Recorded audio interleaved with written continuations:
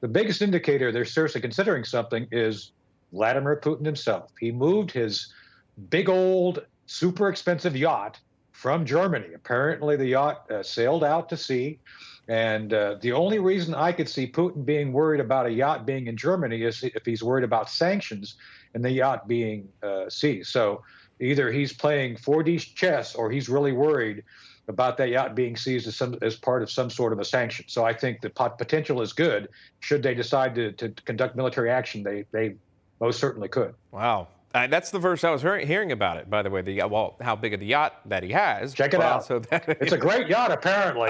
Just saying. I would assume enough for a Bond villain. How about it? That's right. That's right. Right. All right. Let me ask you about this too. The Pentagon's response. Again, they continue to put out diplomacy as possible. This is Pentagon spokesperson John Kirby. Here's what he had to say on it.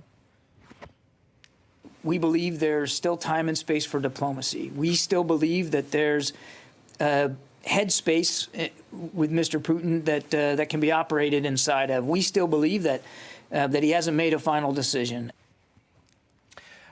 Your thoughts on that? I mean, obviously they can't release their strategic plan right there in the briefing room. Is there more than just we believe in diplomacy and we're leaving it there?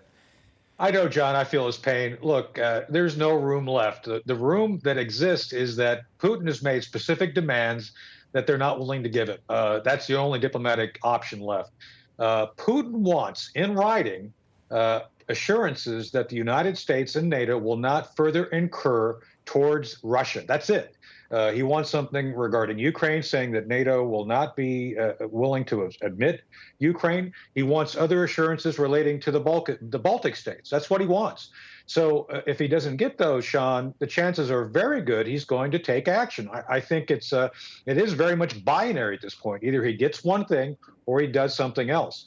And either way, he's trying to achieve specific objectives, which the West has seemed completely unable to deter him from at this point in time. But then I've got to ask you about this, too, because many point out militarily that it's not really just how America responds to Russia and it ends there. Many point out that China is watching. Many point out that Iran is watching. Is any of that true?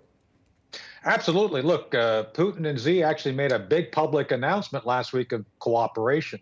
Sean, that was meant to tell us they're cooperating and that they're watching how each can make progress against the West.